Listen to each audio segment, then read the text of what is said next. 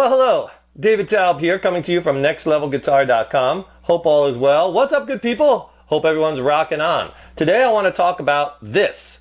What this is an Epiphone Les Paul copy guitar, and we've been getting a lot of emails about, Les Paul, Gibson versus the Epiphone, and what are your thoughts and whatnot. And basically, this guitar is, let me give you a shot of the headstock, and you could see. Okay, it's made in China, okay, and it has the Epiphone, but it has the Les Paul model, and this is the Les Paul standard Epiphone copy, and it's a pretty good guitar, okay, and I'm going to tell you a little bit about what I like and what I don't like about this guitar, and just remember, these are just my opinions and my thoughts, okay, because, what it comes down with to guitars is what do you like, what feels best in your hands, and what sounds best to your ears. I also want you to hear this, and I'm going to point out some of the things. Now, I also have, this is an actual Gibson Les Paul, but this is not a copy. This is a Les Paul standard made by Gibson, and I could tell you a little bit about the differences between the Epiphone and the Gibson model. Okay. Now, this particular Epiphone was in, this is actually Tim's guitar, this was in the $500 to $600 range, okay? So it's like the mid-level, I think, or second-level Epiphone, not the one below it, which is in, I believe, the $250 to $350 range. I've played those. In fact, he's had one, and I didn't like those, and neither did he. That's why he brought it back. The problem with that guitar is it just would not stay in tune, even after it was set up. And some of the frets kept popping out. The strings were getting caught, especially the high underneath it, so they didn't do a very good job pressing in the frets. And overall, the quality just wasn't very good on that particular instrument. So he traded up for this one. This one, definitely a big jump up from the lower end Epiphone to the mid to upper end Epiphone. Definite difference in quality. Now, this is a very good guitar. I got it plugged into a little Line 6 Spider 1 amp. And it has that definite Gibson ballsy sound, unmistakable. It's heavy, maybe not as heavy as the Les Paul as this one, but it's pretty heavy. And it definitely feels like a Les Paul. Usually guitars seem to be divided into the Fender camps and the Gibson camps and whatnot, and this it certainly feels like a Gibson. And it sounds like a Les Paul too. It has that real Gibson ballsy kind of unmistakable kind of, you just don't get that from many other guitars, because of the weight and the density of the wood. Just playing some big open chords, you can hear that real,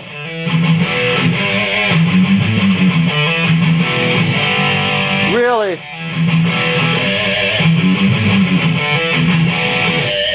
has that real thick kind of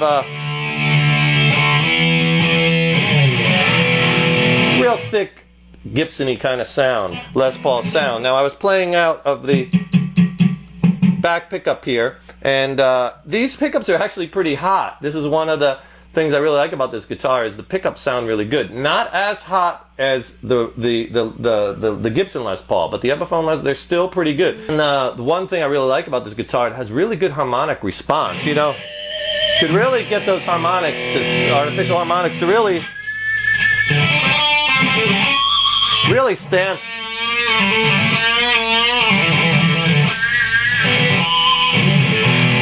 Really get those harmonics to. And I'm playing out again out of that back.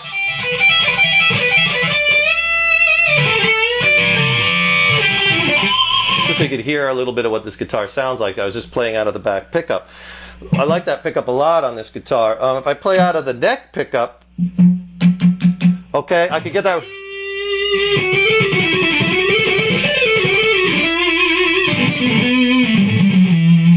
So I have the tone knob dialed back also. I think it's so important when you're trying out guitars, try out all the pickup combinations and then back off on the tone knob, back off on the volume. You don't have to have everything on 10 all the time. You can get a lot of tonal varieties out of these guitars by just playing with right in here. I'm not touching the amp. See, this is all volume and tone. Like, for instance, here's the neck pickup now, which I like in playing a lot of leads with.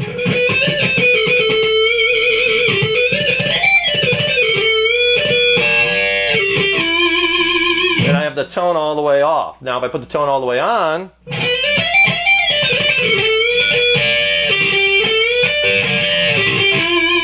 you the difference. I like it kind of with the tone cut back. It has a little bit more of that milky, you know, has a,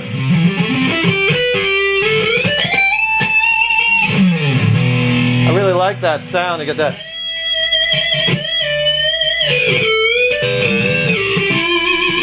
There's that nice.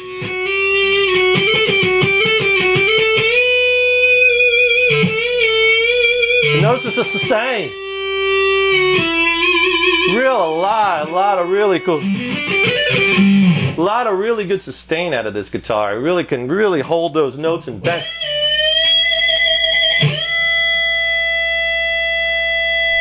I don't even have the amp that loud either, and the notes are sustaining really well. So really like the guitar for the harmonic response, for the hot pickups. It plays pretty well. Now I had to set this up. Had to get it set up right out of the gate from the store. It wasn't set up very well, and so normally even on the Gibsons, on the real ones, the non-copies, they're not set up for the most part that great either. So usually you're gonna have to get them set up for them to play really nicely. And this has 11 gauge strings on it, which I like, the real thick gauge strings. What I don't like about this guitar is it doesn't stay in tune all that great. Okay, it comes out of tune a lot, especially the G string. And a lot of instances, it may not be the tuners, it might be the nut. Sometimes what happens is the strings bind in the nuts, and I've had to file nuts out so the strings don't bind with a set of nut files, and put a little graphite in there. A lot of times if you're binding up or if you're having trouble with that, try a little graphite. You could buy it in a little bottle and put the graphite, or just use some pencil shavings from a pencil. Pencil lead is made not of lead but of graphite and clay. So take a pencil, little chip, get some shavings from it and stick that in the nut, and then underneath the string, and rub that around, and that will help keep that from binding. And so in many instances you'll see people change the tuners to Grovers or something like that that are a little better than these stock Epiphone tuners, or another type of tuner. But a lot of times, again, you could get it to stay in tune better. Like when I first bought this Les Paul, it didn't stay in tune at all. Okay, I had to reset up the whole guitar. I set up the bridge, the action, into everything. And then the nut needed work. I had to cut the nut and fit the strings better. The strings were binding, and now it stays in tune a lot better. Not 100% like I like. I'm probably going to eventually have to change these tuners. These are really old, have a lot of play in them, but I tightened them up. But these are the old Gibson originals that come on this guitar. I think these are made in Germany, actually, the Gibsons.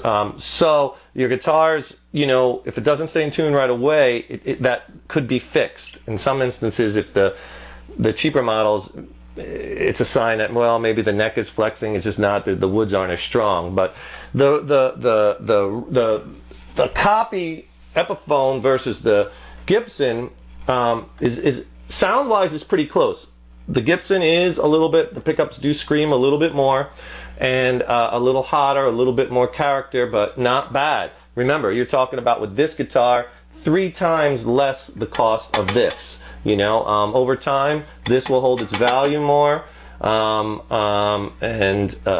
possibly appreciate where this one won't. But if you want to get that Les Paul sound, this is a very, very good opportunity at a very reasonable price. I wish it would stay in tune a little bit better. That's pretty much my only beef. The pickups are good. They could be maybe a little hotter, but they're pretty good. I really like the harmonic response and the dynamics, and this guitar is very sensitive to touch, which I really like with guitars. And it plays one setup pretty well. So if you get one of these, you might have to spend 30, 40 bucks on a setup, on either one. Get it set up, fix the nut. But overall, a pretty good guitar. It's heavy. Okay, not as heavy as this guy, but it is heavy. This one probably weighs 9 pounds, 8, 9 pounds, maybe a little more.